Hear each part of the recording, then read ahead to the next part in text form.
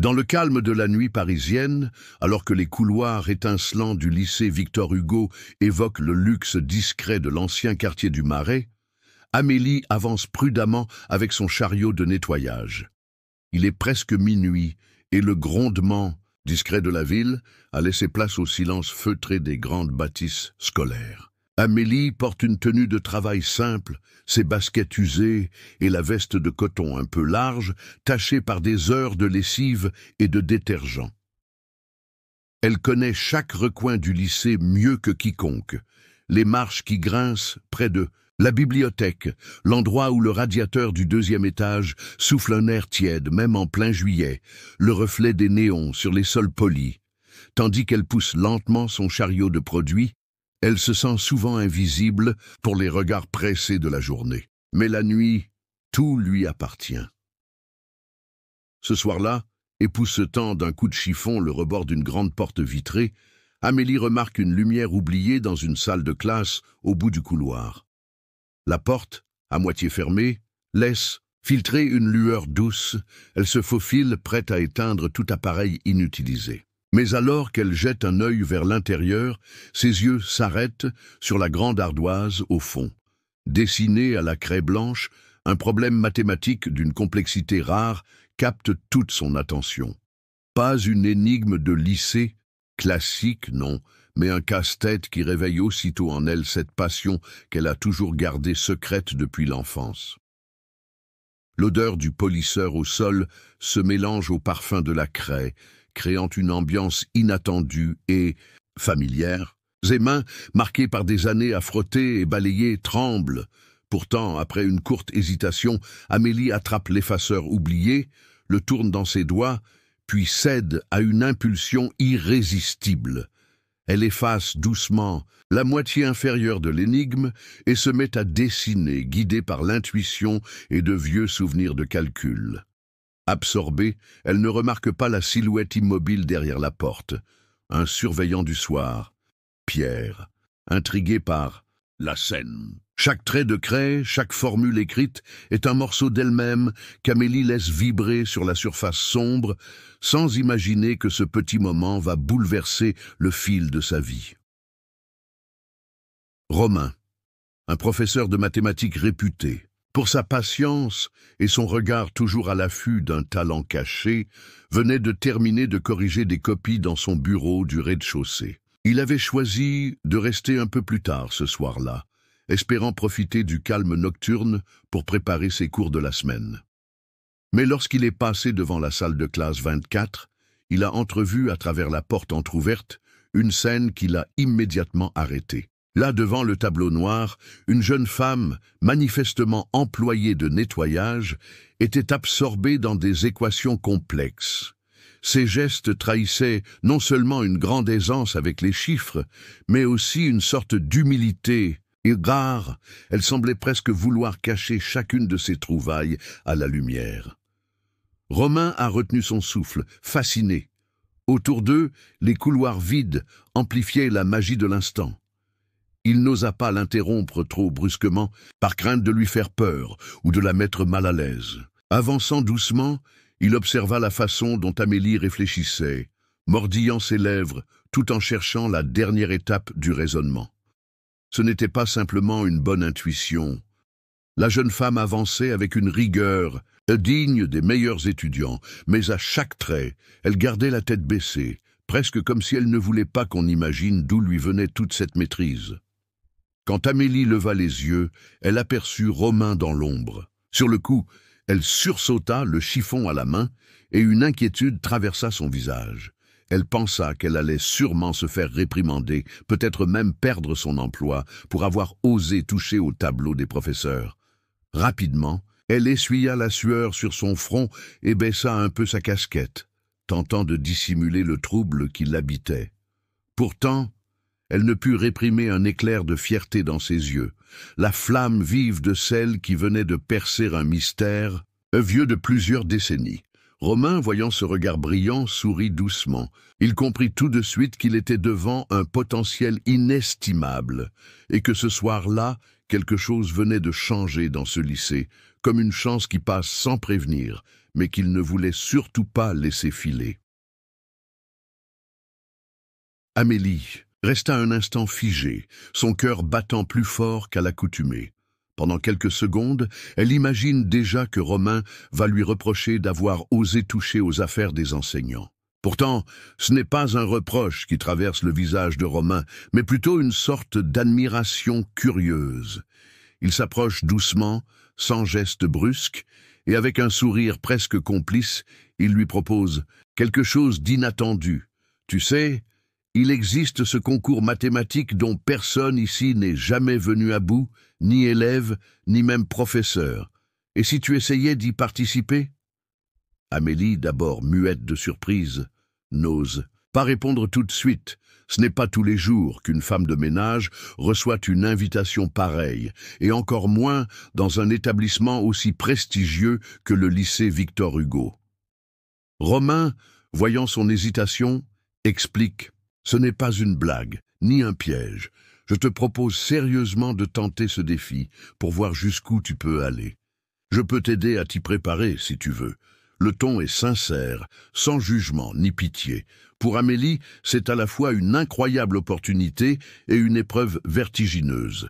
Le nom du concours résonne comme une montagne à gravir, un sommet réservé à ceux jugés dignes par les élites du lycée. Elle pense aux nombreuses soirées passées à éplucher de vieux manuels mathématiques récupérés dans les rebuts de la bibliothèque, à résoudre des problèmes sur des bouts de papier alors que le bâtiment était vide et silencieux. Accepter, ce serait exposer ses faiblesses, peut-être essuyer des moqueries ou des regards condescendants. Mais refuser, ce serait admettre que sa passion n'a pas sa place ici, que tout ce travail caché ne vaut rien face aux murs invisibles, qui divisent ceux qui ont le droit et ceux qui n'en ont pas. Amélie sent la fierté mélangée à la peur, une boule dans la gorge qui l'empêche de parler tout de suite. D'un côté, la peur de l'humiliation publique, des rires étouffés dans les couloirs, du sentiment de ne pas être à la hauteur. De l'autre, cette petite voix intérieure qui lui souffle qu'elle mérite aussi sa part de lumière, qu'après toutes ces nuits à travailler en silence, il serait temps de s'affirmer. Finalement, elle lève les yeux, croise le regard encourageant de Romain et comprend que cette chance rarissime, même angoissante, mérite d'être saisie. La semaine suivante, l'atmosphère du lycée Victor Hugo change légèrement, comme un voile d'agitation posé sur la routine habituelle. Tandis qu'Amélie passe ses journées à balayer les couloirs et à faire briller les escaliers de marbre, les rumeurs se propagent comme une traînée de poudre. Les élèves chuchotent partout. Il paraît que la femme de ménage va participer au fameux concours de mathématiques, jusque-là réservé à une poignée de génies triés sur le volet. Les discussions deviennent de plus en plus insistantes à mesure que le jour du test approche. Et pour beaucoup, l'idée paraît presque comique. Dans la cour, Thomas, fils d'industriel du quartier et délégué de classe, ne perd pas une occasion de faire rire son groupe en lançant des plaisanteries cinglantes. Il parade, entoure ses camarades, et à chaque passage d'Amélie s'en donne à cœur joie. Attention, voilà la nouvelle Einstein, prête à battre tout le monde. Les autres éclatent de rire, jetant parfois des regards lourds de mépris vers la jeune femme en uniforme bleu marine. Il y a même des professeurs gênés qui feignent de ne rien entendre ou qui se contentent d'esquisser un sourire embarrassé, comme si tout cela n'était qu'une blague innocente. Pourtant, Amélie continue son travail, la tête légèrement baissée comme à son habitude. Chaque insulte, chaque moquerie lui fait mal, bien sûr, mais elle s'obstine à ne pas leur montrer la moindre faiblesse. Ses gestes restent précis, son visage calme. Devant la porte du local à produits, elle écoute les échos des rires, mais refuse de les laisser lui ôter son courage. Quand elle se retrouve seule, dans les sous-sols humides, à l'abri des regards, elle ferme les yeux un instant et, dans le silence, commence à fredonner doucement la chanson que sa mère lui chantait dans leur petit appartement du 19e arrondissement. Une vieille mélodie évoquant la ténacité dans l'adversité, apprise autrefois pour chasser la peur. C'est dans ces moments-là, loin des moqueries, que la force d'Amélie prend racine. Elle se rappelle les paroles murmurées par sa mère. N'oublie jamais, ma fille, personne n'a le droit de te dire qui tu es ou ce que tu vaux. » Ces phrases, répétées comme un mantra, lui donnent la détermination de continuer, même lorsque l'école entière semble contre elle. Les nuits deviennent longues et difficiles pour Amélie. Avec l'approche du concours, le sommeil se fait rare. Sur la petite table bancale de sa chambre, elle étale des cahiers cornés remplis de formules griffonnées au fil des années. Ses yeux piquent, mais elle relit chaque page, calcule, rature, recommence. Entre ces moments d'études acharnées et ses heures à l'école, elle cherche des endroits calmes où personne ne viendra l'interrompre ou la juger.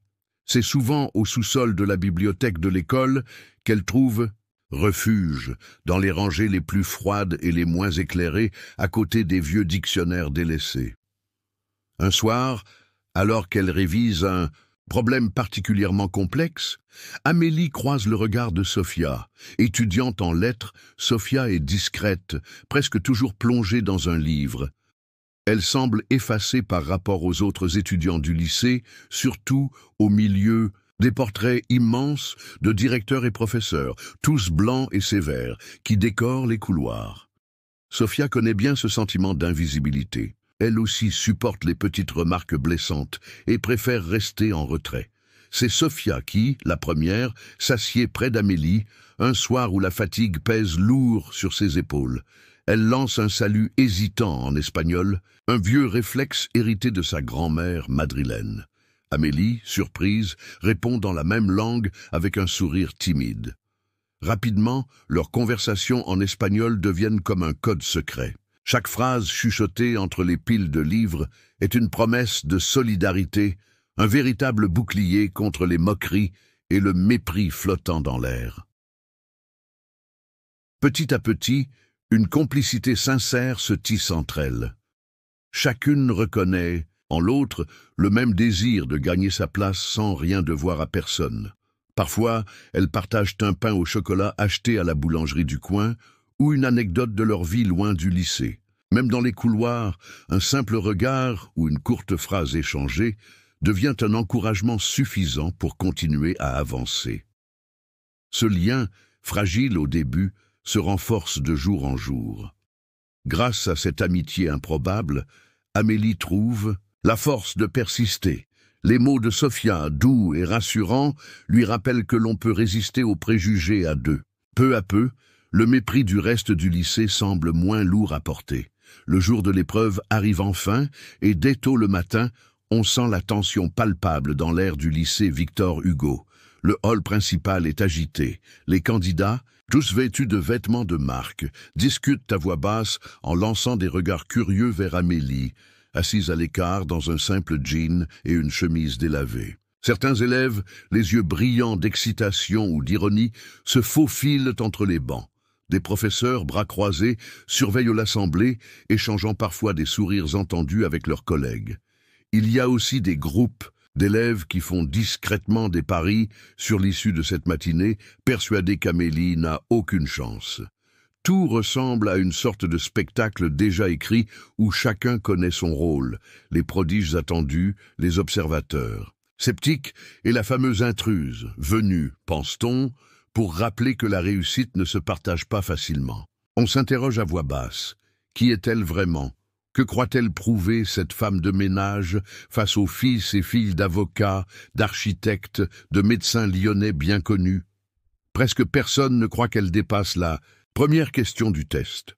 Assise là, Amélie sent la nervosité lui glacer la peau. Ses paumes sont moites, sa gorge sèche, mais elle refuse de baisser les yeux. Les souvenirs affluent, la voix de sa mère le soir pour l'encourager, les longues soirées à la lumière d'une veilleuse à résoudre des problèmes tordus, les refus silencieux d'abandonner face à l'épuisement.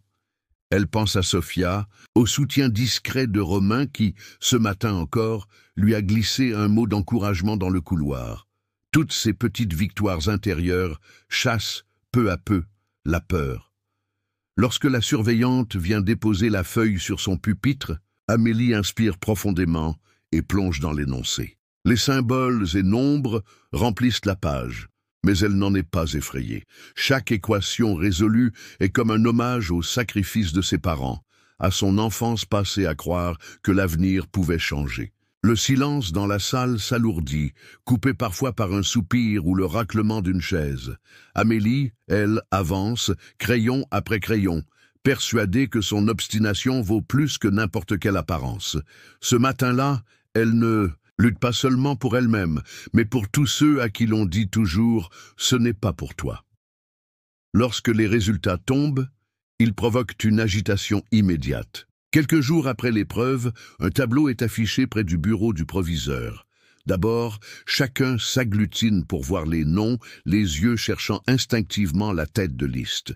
Et là, les rumeurs éclatent, plus fortes que jamais. Amélie n'a pas seulement dépassé la moyenne, elle a carrément résolu la question qui résistait, depuis des années, au meilleur candidat de toute la région lyonnaise. Le murmure se propage comme une onde de choc. C'est bien écrit, un noir sur blanc. Cette équation-là, celle que même le jury pensait impossible, a été terminée, et la signature d'Amélie est à côté de la démonstration, sans appel. Mais, au lieu d'applaudissements enthousiastes, la nouvelle s'installe dans un silence gênant. Dans les couloirs du lycée Victor Hugo, on croise des visages fermés, des regards fuyants que certains essaient de masquer par des sourires forcés. Les anciens prodigieux qui souriaient d'avance de sa défaite évitent désormais de croiser son regard. Même Thomas, le leader moqueur, paraît soudain très préoccupé par ses propres notes, n'osant plus lancer la moindre blague. Pour Amélie, ce succès a un goût étrange, entre victoire et isolement. C'est dans cette ambiance que Romain vient vers elle, laissant tomber pour un instant sa réserve d'enseignant. Il lui serre la main avec un sérieux qui tranche avec la gêne générale. Sa voix est basse mais pleine de conviction. Ce que tu as accompli, personne ne pourra l'effacer. Peu importe ce que disent les autres, ton mérite t'appartient. Romain sait bien qu'en défendant Amélie ainsi, il prend un risque. Certaines voix commencent à s'élever au sein du personnel et du comité du lycée, contestent son soutien, murmurent que cette réussite n'a pas le même sens quand elle vient d'elle. Mais le professeur tient bon, conscient que son rôle va désormais au-delà des mathématiques. Il se dresse, presque malgré lui, face à une tradition trop rigide. Pour Amélie, l'absence de félicitations bruyantes importe soudain beaucoup moins que ce geste de respect sincère. Elle sent, dans cette poignée de main et ce regard honnête, une reconnaissance qui efface des années de silence et d'efforts invisibles. Les jours qui suivent la publication des résultats ne sont pas plus doux qu'avant. Les couloirs du lycée Victor Hugo, avec leurs longs murs de marbre gris, résonnent de nouvelles rumeurs. Les conversations s'interrompent dès qu'Amélie approche, et certains se détournent ostensiblement, craignant de paraître solidaires, ou pire, d'être les prochains objets de commérage. Les discussions, qu'elle attrape parfois au vol, sont souvent venimeuses. On chuchote que ce n'est qu'un coup de chance, que la démonstration finale ne peut venir que d'une triche, ou bien que l'école finira par regretter d'avoir ouvert la porte à ce genre d'initiative. À chaque pause, Amélie ressent ce froid étrange. L'espace autour d'elle semble se vider, des groupes d'élèves quittent les bancs ou les tables dès qu'elle s'installe. Même les plus discrets évitent de croiser son regard. Ce vent glacial d'hostilité sourde n'est pas facile à affronter. Parfois, Amélie se sent terriblement seule, comme si l'école entière avait oublié tout ce qui fait d'elle une personne, réduite à un symbole qu'il serait dangereux de voir grandir. Mais, dans cette mer de jugement, il existe une ancre solide. Presque chaque soir, à la sortie des cours, Sophia la rejoint. Avec sa grande écharpe et ses yeux toujours en alerte, elle s'assoit face à elle, à la petite table du café d'en face. Sophia commande toujours 2 cafés, l'un bien serré, l'autre au lait, comme à Madrid, et commence par écouter simplement, sans jamais juger. Dans ce rituel simple, Amélie retrouve un peu de chaleur. Entre 2 gorgées brûlantes, elles se confient leurs histoires, la solitude, les attentes familiales, le désir de ne pas sombrer dans l'invisibilité. Sophia partage aussi ses propres échecs, ses petites victoires, les stratégies qu'elle a inventées contre les paroles blessantes. L'ambiance, au fil des jours, devient moins lourde. Leurs rencontres se transforment en promesses silencieuses. Tant que l'une sera là pour l'autre, rien n'écrasera leur envie d'avancer. Amélie comprend que gagner son espace ne signifie pas tout affronter seule. Grâce à cette amitié, le poids du regard des autres paraît plus supportable. Et peu à peu, une nouvelle force prend racine, faite de confiance partagée et de résistance paisible. Un matin de décembre, alors que les couloirs résonnent encore des rumeurs qui courent depuis des semaines, Thomas, toujours en quête d'attention, décide de relever un nouveau défi. Pendant un cours commun dans l'amphithéâtre du campus, il se lève, sourire moqueur au coin des lèvres, et lance devant tout le monde « Si tu es si brillante, Amélie, pourquoi ne viendrais-tu pas résoudre ce problème de physique ?» Un murmure traverse la salle. Certains rient déjà, persuadés qu'elle ne tiendra pas le choc cette fois. Thomas a préparé un exercice épineux, une question de mécanique sur la trajectoire des corps en mouvement, bien connu pour piéger ceux qui manquent d'expérience sous la pression. Devant l'insistance du groupe, Amélie n'a pas vraiment le choix. Le professeur hésite, puis hoche la tête, donnant son accord du regard. C'est donc sous les yeux d'une 50aine d'élèves et de quelques enseignants que la femme de ménage s'avance vers le tableau, un marqueur à la main. Le silence est dense, rempli d'attentes contradictoires. Certains espèrent une chute spectaculaire, d'autres n'osent pas trop regarder, gênés pour elle. Amélie, elle, sent tout le poids des regards, mais garde son calme.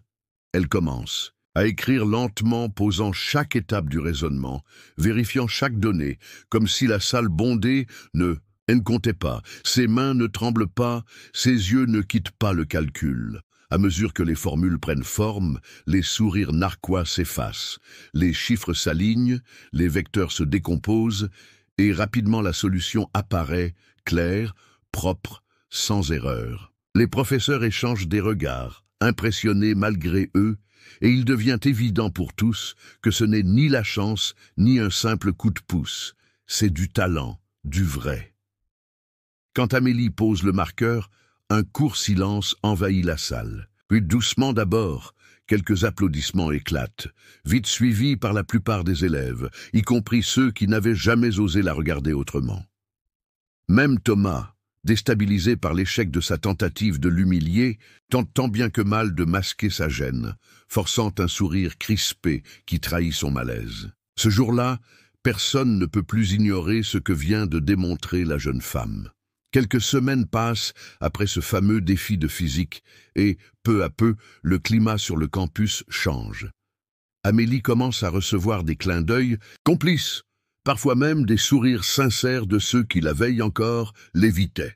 Les rumeurs s'éteignent doucement, remplacées par une certaine curiosité et du respect. Un matin d'hiver, alors qu'une conférence sur l'innovation en mathématiques se tient à l'Université de Lyon, une surprise de taille l'attend. Monsieur Dubois, un professeur de mathématiques réputé et ancien mentor, respecté dans le milieu, monte sur scène pour parler des nouveaux horizons dans la recherche scientifique. Devant une assemblée remplie d'étudiants et de chercheurs, il évoque bientôt le parcours d'une jeune mathématicienne courageuse, dont le regard neuf a permis de trouver une approche originale à un problème resté trop longtemps sans solution. Il décrit en détail la méthode inédite, insistant sur l'importance de valoriser les idées, peu importe la provenance de celui ou celle qui les apporte. À la fin de la conférence, tous se tournent vers Amélie, qui comprend d'un seul coup que ce signe de reconnaissance n'a rien de condescendant. Il vient d'un véritable amoureux du savoir.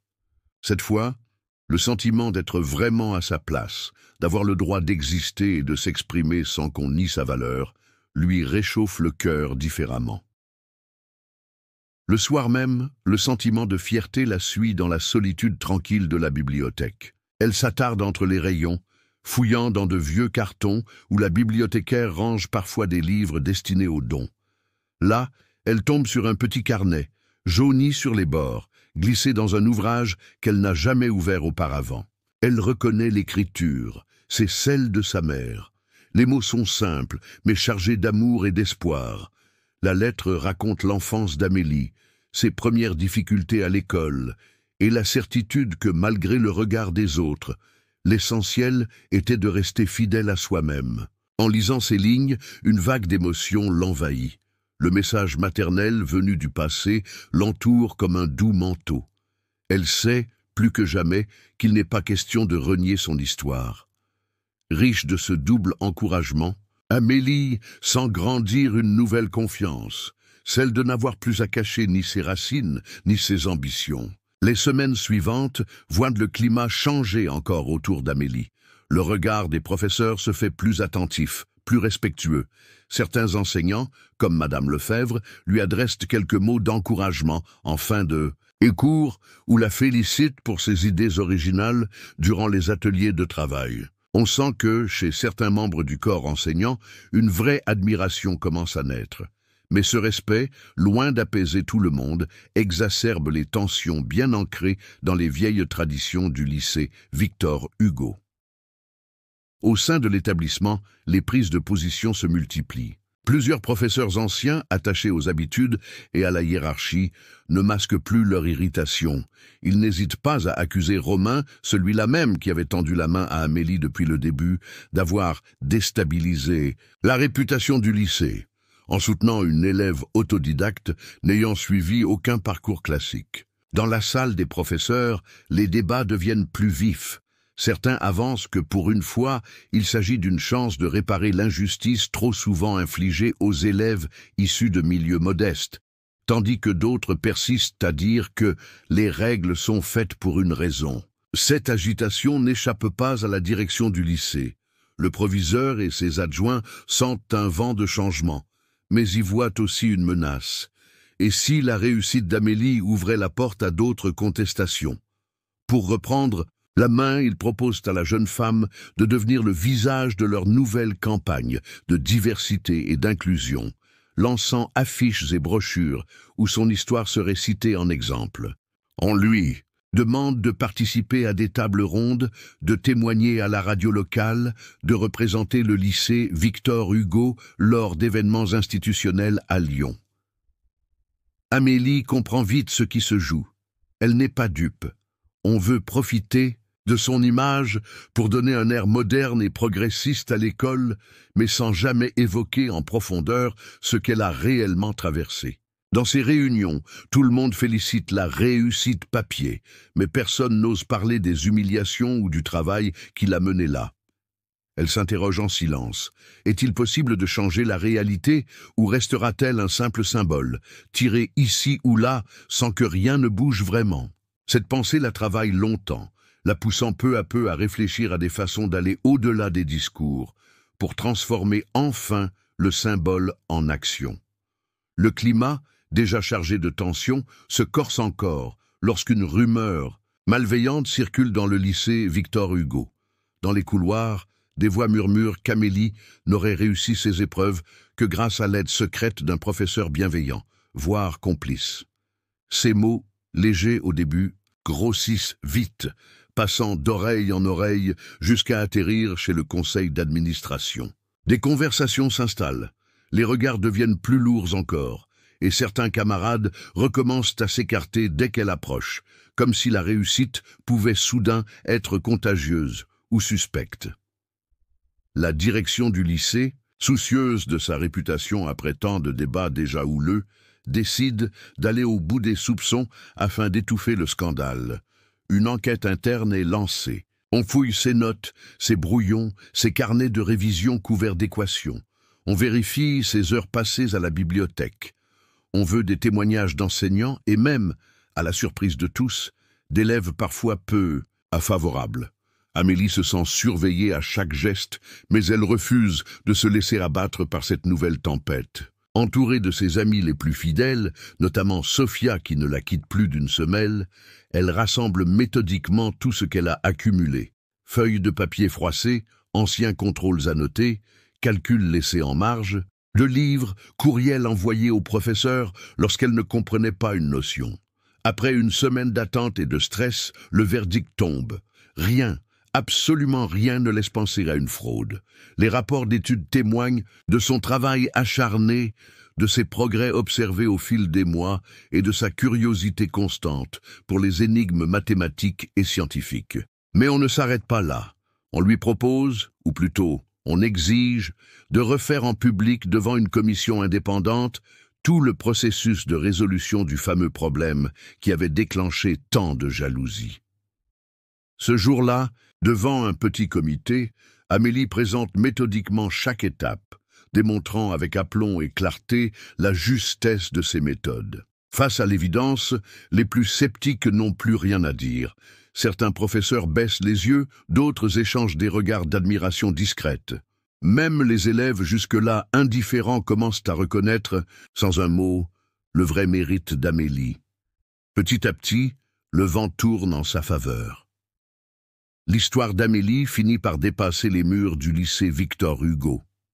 Petit à petit, son parcours atypique est repris dans des articles de journaux spécialisés et même sur les réseaux sociaux où son nom circule comme exemple à suivre.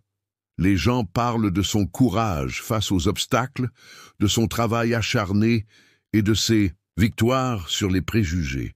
Certains grands quotidiens publient des portraits d'elle, racontant comment une fille issue d'un quartier populaire de Lyon a su imposer sa place dans un milieu fermé. Sur Internet, les réactions affluent. Des étudiants, des enseignants, des anciens élèves expriment leur admiration ou s'interrogent. La réussite d'Amélie est-elle le signe que les mentalités changent ou simplement l'exception qui confirme la règle? La pression monte, alors d'un cran sur la direction du lycée, mais aussi sur l'université de Lyon, où Amélie espère poursuivre. Beaucoup de voix réclament désormais des changements concrets. Il ne suffit plus de vanter la diversité sur des affiches. Il faut que les portes restent ouvertes à ceux qui, comme elle, n'ont pas eu toutes les facilités au départ. On attend du lycée qu'il montre, enfin qu'il valorise vraiment le mérite plus que les vieilles traditions. Dans les réunions administratives, la question de l'accès décomplexé aux concours et aux bourses revient sans cesse sur la table. Mais toute cette exposition n'a pas que des bons côtés pour Amélie. Si elle inspire de plus en plus de jeunes, elle se sent aussi encore plus seule. Beaucoup de camarades hésitent à l'approcher, gênés ou intimidés par sa notoriété soudaine. Certains évitent même de mentionner son nom, de peur d'être jugés ou d'attirer sur eux la lumière. Pourtant, dans l'ombre, quelque chose naît. De plus en plus d'étudiants, parfois venus d'autres quartiers populaires de la ville ou même de banlieues éloignées, se regroupent le soir dans des salles de classe presque oubliées. Plusieurs avouent qu'ils n'auraient jamais osé réviser après les cours sans l'exemple d'Amélie. Soutenue par Sophia, qui continue d'être son alliée fidèle, Amélie décide de les aider discrètement. Ensemble, elles organisent des ateliers de révision et des séances de préparation au concours, loin du regard de l'administration. Ces petits groupes commencent à créer un esprit de solidarité. Peu à peu, le modèle d'Amélie dépasse sa personne et devient une force collective silencieuse, prête à s'étendre à toute l'université. Alors que la popularité d'Amélie atteint son point le plus haut et que le lycée Victor Hugo ne parle que d'elle, une lettre arrive chez elle, soigneusement cachetée et entourée d'un ruban bleu. L'enveloppe porte le nom d'une grande fondation française, connue pour soutenir les jeunes talents en leur offrant des bourses impressionnantes. La surprise est immense.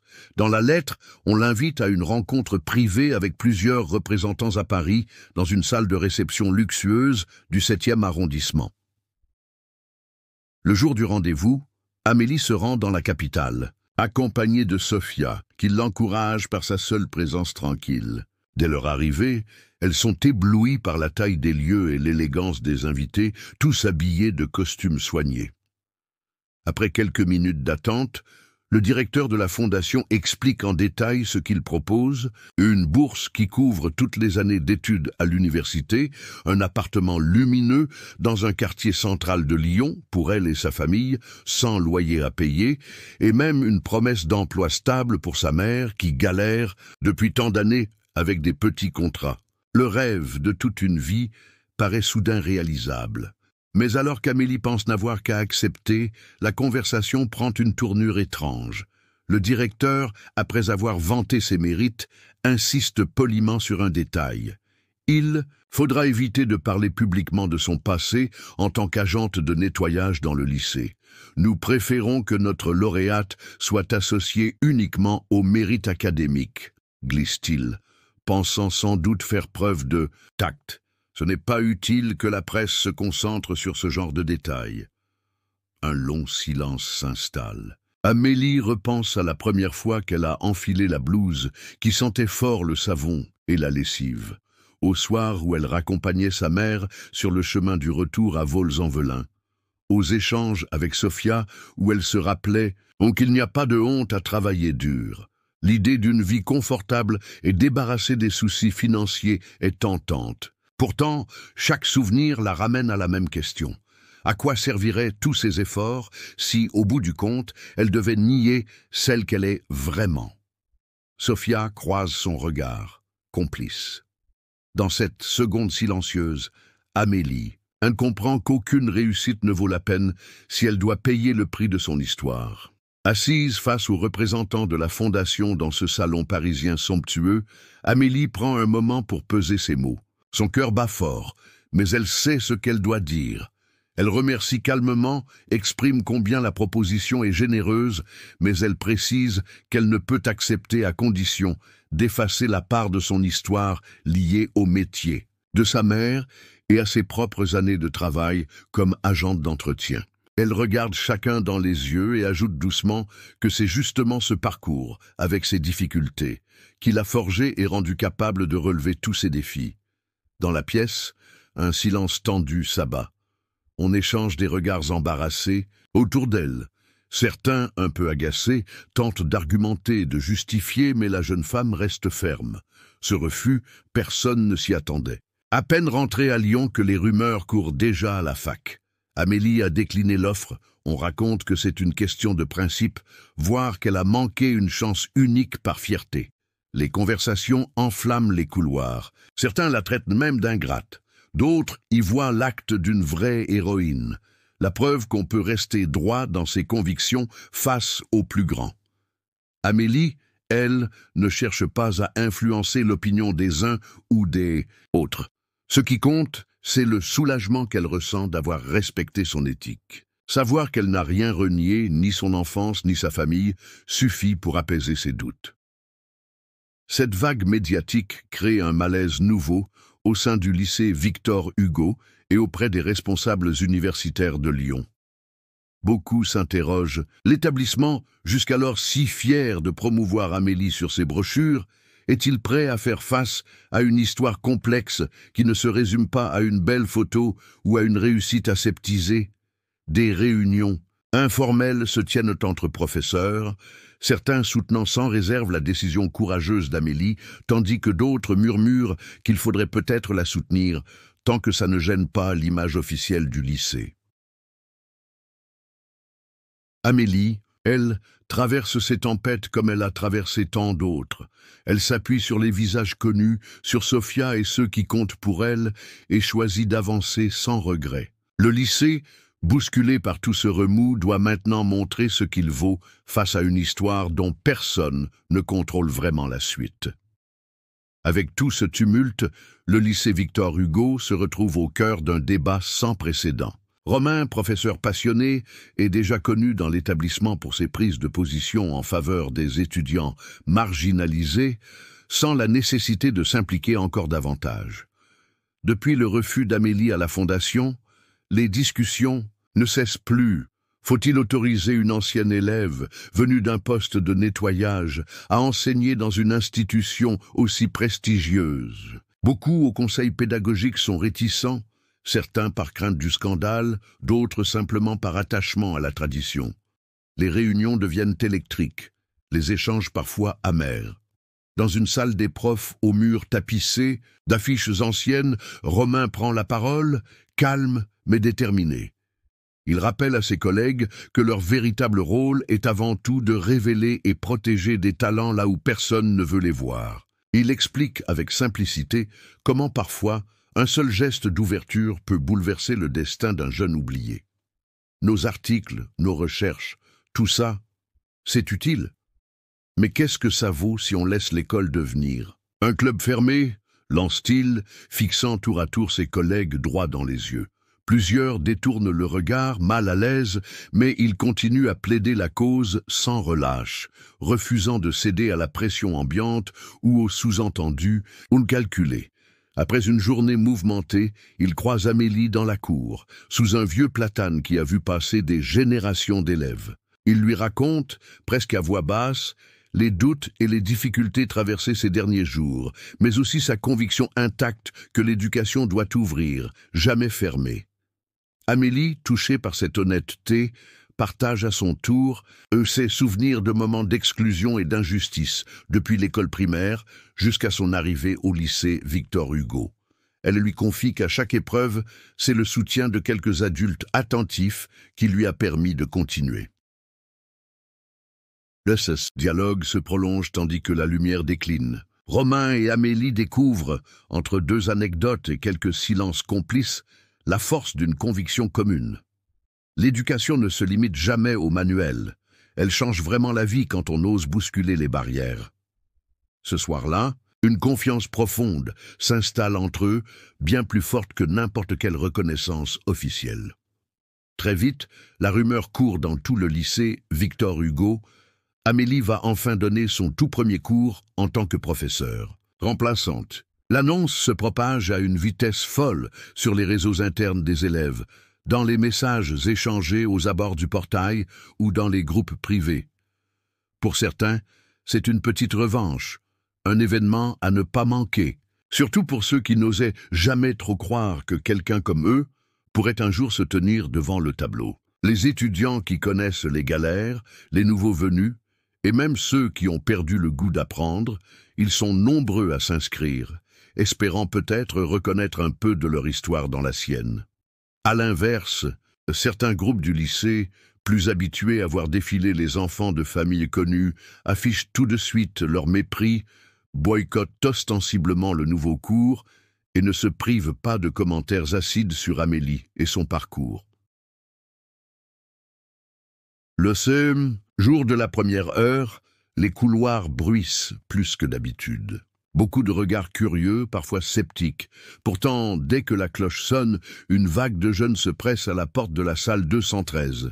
À l'intérieur, l'air est chargé d'une drôle d'énergie, mélange d'excitation, d'espoir et d'inquiétude. Les tables sont prises d'assaut, certains élèves s'installent même dans l'allée, d'autres restent debout au fond, sans perdre une miette de ce qui va se passer. Amélie entre calmement, sa démarche posée, le regard clair. Un silence inattendu tombe alors, comme si tout le monde retenait son souffle. Elle s'avance vers le tableau, dépose ses affaires et sourit, d'une façon simple, mais pleine de force. À cet instant, il ne reste plus rien de tous les doutes, ni des humiliations passées, ni des murmures blessants. Amélie sait qu'il lui suffit de parler pour montrer à chacun que sa place, elle ne la doit à personne d'autre qu'à elle-même. La voix posée, elle commence à expliquer un problème de physique, tout en partageant quelques anecdotes sur son propre parcours. Les élèves, d'abord timides, se prennent au jeu. Petit à petit, la salle se transforme. On ne voit plus une ancienne agente de nettoyage, mais une vraie professeure qui a su transformer chaque mot, chaque question, chaque silence en une victoire sur tous les obstacles imposés. Plutôt que de suivre la méthode traditionnelle tant utilisée au lycée Victor Hugo, Amélie prend le risque de tenter quelque chose de complètement différent dès son premier jour de cours. Au lieu d'enchaîner les exercices et les corrections habituelles, elle explique dès le début à ses élèves qu'ils vont travailler ensemble et que chacun aura la parole. Elle divise la classe en petits groupes et propose à chacun une énigme ou une situation concrète à résoudre, en lien avec des histoires de la vie quotidienne. On va construire le cours ensemble, parce que chacun d'entre vous a déjà appris plein de choses hors de l'école. Ici, ce qu'on a vécu compte aussi, dit-elle, installant une ambiance inattendue. Certains élèves, surpris de ne pas devoir rester assis à prendre des notes sans bouger, hésitent un instant. Mais quand Amélie leur demande de raconter un moment où ils ont dû résoudre un problème dans leur vie, même en dehors du lycée, elle voit leur regard changer. Des mains se lèvent timidement, puis avec plus d'assurance. Une jeune fille évoque ses efforts pour aider sa petite sœur à faire ses devoirs malgré le bruit à la maison. Un autre raconte le travail d'été avec son père sur les marchés de Lyon, où chaque opération mathématique avait un sens concret. Amélie rebondit toujours, relie leur récit au concept de la leçon et montre que derrière chaque formule, il y a peu ou prou une histoire humaine. Petit à petit, elle rend à la mathématique son vrai rôle, non plus une barrière qui exclut ou fait peur, mais un outil pour comprendre, partager, avancer ensemble. Des élèves souvent laissés sur le côté commencent à participer, se sentent écoutés, reconnus. Il y a des rires, des débats, des désaccords, mais surtout une énergie nouvelle, presque palpable. Le sentiment d'être enfin à leur place grandit à chaque séance. Les soirs, le lycée change de visage. Les grands couloirs de marbre, si froids et intimidants d'habitude, bourdonnent du chuchotement des groupes de travail qu'Amélie encourage. Parfois, le concierge passe et sourit en voyant des tables occupées bien après la tombée de la nuit. Les murs portent à présent la trace de discussions animées, de fiches colorées, de projets en cours. Dans ce nouveau microcosme, Amélie a su transformer un lieu de pouvoir figé en un espace ouvert où chacun trouve enfin une place sans avoir à cacher d'où il vient. Alors que les ateliers d'Amélie s'imposent peu à peu dans la vie du lycée Victor Hugo, tout ne se déroule pas sans résistance. Marc, membre influent de l'administration, habitué à voir chaque projet passer par les mains de la direction, s'inquiète vivement de l'enthousiasme généré par ces nouveaux groupes. Pour lui, voir les élèves s'organiser d'eux-mêmes et les collègues s'impliquer hors du schéma classique semble dangereux, presque subversif. Ne supportant pas de perdre le contrôle, il se met en tête de discréditer ce programme innovant. Discrètement, il commence à répandre des rumeurs dans la salle des profs et les couloirs du lycée. Amélie n'aurait pas les compétences, son passé ne la rendrait pas crédible, voire même que ses méthodes risqueraient de nuire au sérieux des examens. Mais Marc se heurte bientôt à un front uni et tenace. Beaucoup d'enseignants, ceux-là même qui faisaient preuve d'hésitation auparavant, sont maintenant impressionnés par l'implication nouvelle des élèves en difficulté. Plusieurs avouent n'avoir jamais vu autant d'entraide en si peu de semaines.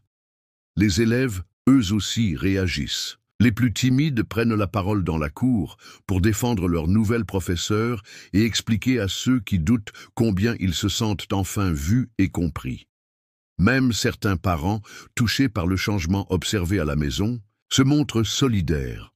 Loin de ramener la peur, les paroles de Marc se retournent contre lui. Ces rumeurs paraissent creuses face à la confiance collective qui monte parmi ceux qui participent aux ateliers. Dans cette tension grandissante, Amélie ne se laisse pas déstabiliser. Voyant les fausses informations circuler, elle décide de répondre non pas par une confrontation, mais par l'ouverture. Elle organise une grande rencontre dans l'amphithéâtre du lycée et invite tout le monde à venir, sans inscription, sans sélection. Ce soir-là, la salle se remplit d'élèves curieux, de collègues intrigués, de personnel et même de quelques familles.